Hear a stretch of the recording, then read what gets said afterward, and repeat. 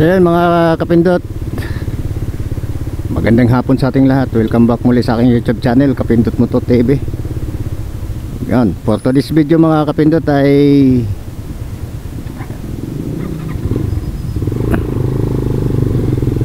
mag-share tayo ulit ng dinadaanan natin na bagong kalsada na dinadaanan ko, or hindi naman bago na to, matagal na rin tong kalsada na to, o baga, kung baga alternate route lang to, shortcut na rin to mga kapindot.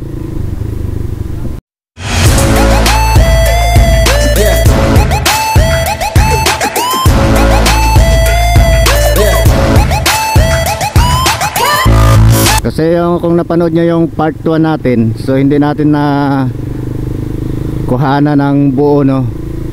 So sa bandang looban na ako noon na nakapag video, kaya ngayon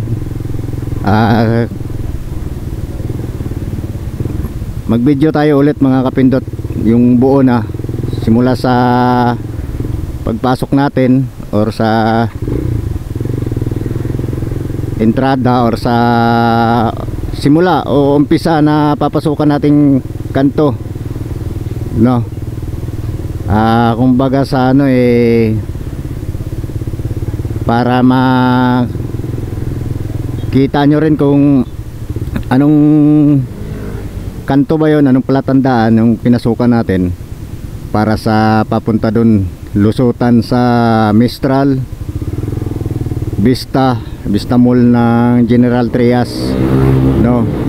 So mag-record tayo ulit ng video mga kapindot para masundan nyo, para mapanood nyo ng buo kung anong kanto ba yon.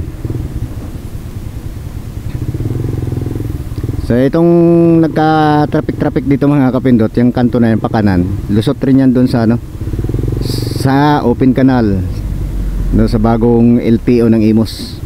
Pero hindi tayo dadaan dyan kasi sarado ang pinakadulo niyan sa boundary ng Pascam tsaka open canal. May barangay doon yata ang sinarado, no, kaya hindi makakapasok yung mga motor at hindi makakalabas pagka pumasok dyan. So kaya humanap tayo ng bagong ano, malulusutan natin, no, pauwi papuntang 13. So kaya ito, bagong tuklas ko lang to. Actually nakadaan na ako dito pero matagal na panahon na yun, 2013 pa yun. So ngayon 2023 na, 10 years na mga kapindot bago natin madaanan ito ulit.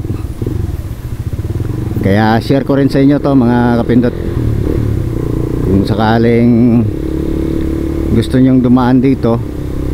Shortcut din to mga kapindot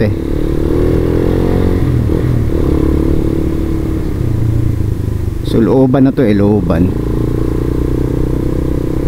papuntang ano mga kapindot, Dasmabayan, bago dumating doon or bago dumating din ng LTO Sabang.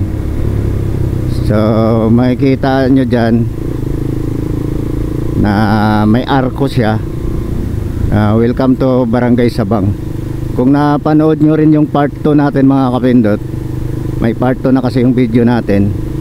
Kung napanood nyo na yung sa paglabas natin ay may arko, no, arko na Barangay Sabang, welcome to Barangay Sabang.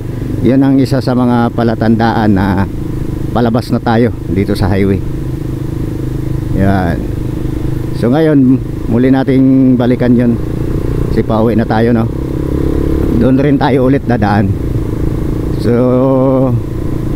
nagkaroon lang ng part 3 ang video natin mga kapindot, gawa ng hindi talaga buo yung part 2 natin.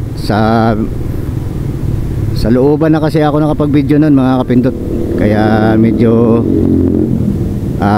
bitin yung ano natin, hindi masyadong detalyado yung video natin, no. Hindi detalyado kasi sa loob na ako nagumpisa.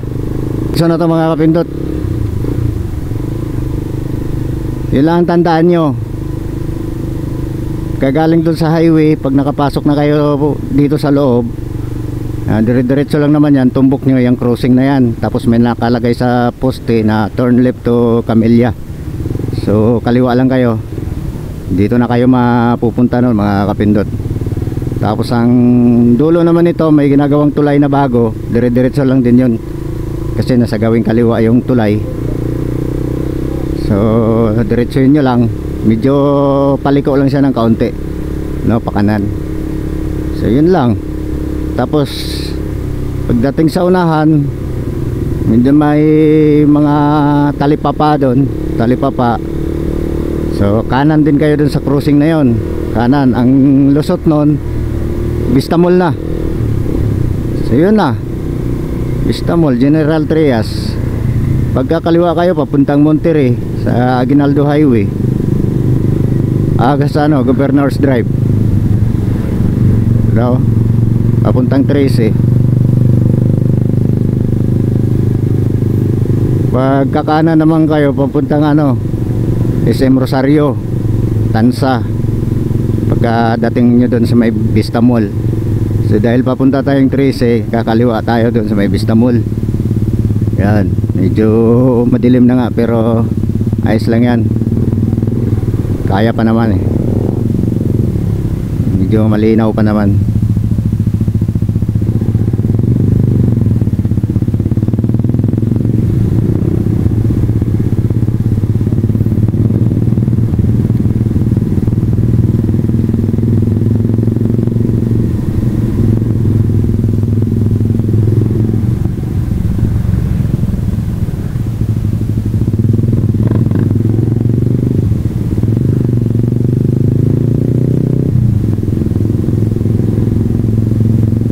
Diretso lang tayo, diretso lang. Wala pa kayong papasukan na eskineta hanggat hindi nyo narating yung talipapa dun sa unahan, sa pinakadulo, pagka nalagpasan nyo yung tulay. Basta sundan nyo lang tong video natin, hindi kayo maliligaw mga kapindot. Ginawa natin video na to para ma-guide ko rin kayo sa dito sa shortcut papuntang 13. Iwas traffic baga, kasi traffic sa Palapala, Langkaan, yan yung mga traffic dyan. Samantalang dito mayroon naman palang shortcut or alternate route. Yan, marami ring dumadaan dito. So dumaan ako dito noon 2013 nga yun. So wala nga akong motor noon, mangkas lang ako sa kumpare ko. Naghanap kami ng makuhanan ng motor. So hindi tayo papasok dyan, diretso lang. Hanggat hindi ko sinasabi, diretso lang. Ito lang yung sinasabi kong tulay. Yan, yan yung sinasabi ko, bagong tulay. So dito tayo, diretso lang.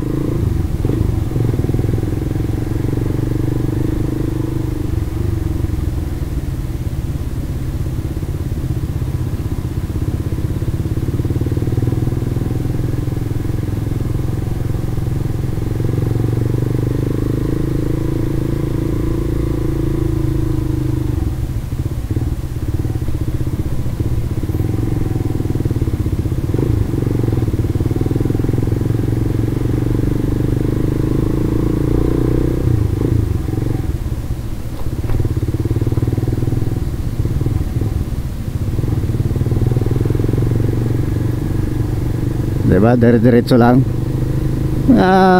Pakurba-kurba lang, paligo-ligo lang yung daan, pero diretso lang to.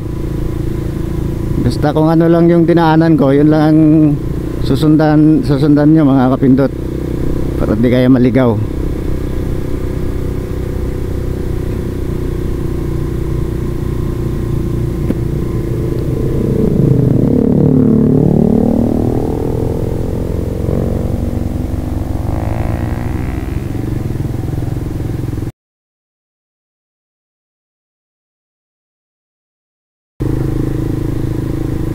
diretso lang tayo hanggang marating natin yung sinasabi kong pinakahuling lilikuan natin. May mga talipapa din doon na maliliit. Tapos ang tumbok nun ay ano naman, gate ng subdivision din yun. Pagpapunta rito mga kapindot, kung papunta kayong Imos, panoorin nyo rin yung part 2 ng video natin. Siyang buo rin yun, wala rin cut yun mga kapindot. So ito wala rin cut, itong part 3 natin, kasi nung part 1 natin medyo bitin tayo doon, kasi yun nga, palubat na nga yung camera ko, kaya so bandang looban na tayo nakapag video, kaya ginawan ko ng part 3 para buo yung video natin.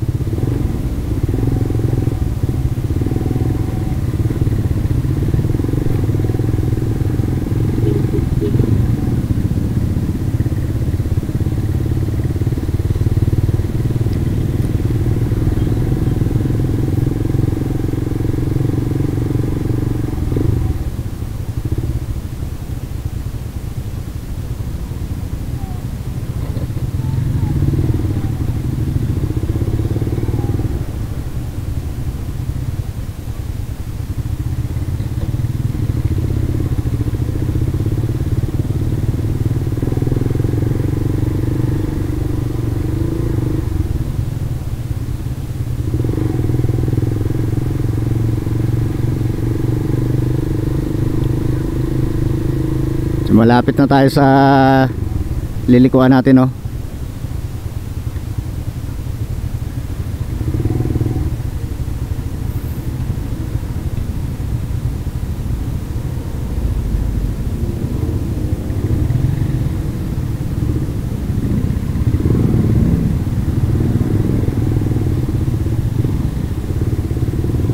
Yun, ito na yung sinasabi ko.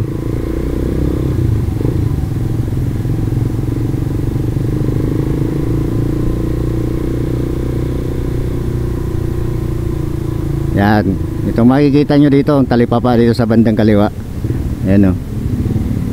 Yan, dito sa kanto na to, kanan tayo. Dire-diretso na yan. Pag kumanan tayo dito, dire-diretso, tumbok natin.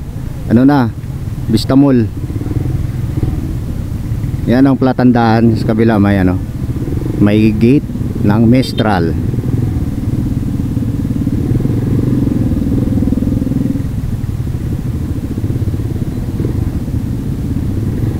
Yan, tandaan nyo lang yung nilikuan natin mga kapindot.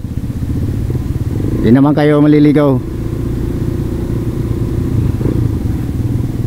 kasi marami din namang dumadaan dito palabas.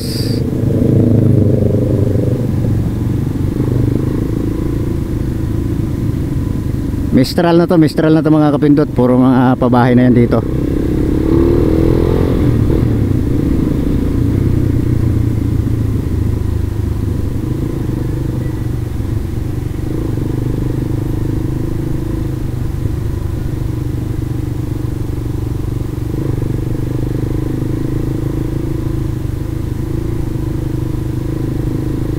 Yan, o, mga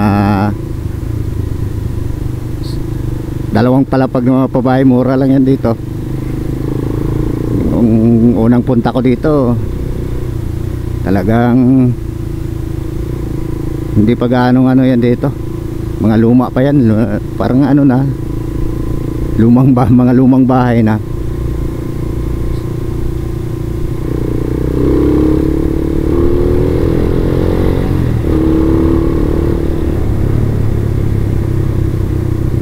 So ayan, pagdating natin dito sa Vista Mall, kaliwa lang ako dito mga kapindot, kasi papunta tayong 13. So mag Governor's Drive tayo. So tutumbukin natin yung planta ng Pure Foods, tapos kanan tayo, dire-diretso na tayo ng 13. Pero dahil sa traffic ngayon sa Manggahan, so marami tayong dadaanan na shortcut.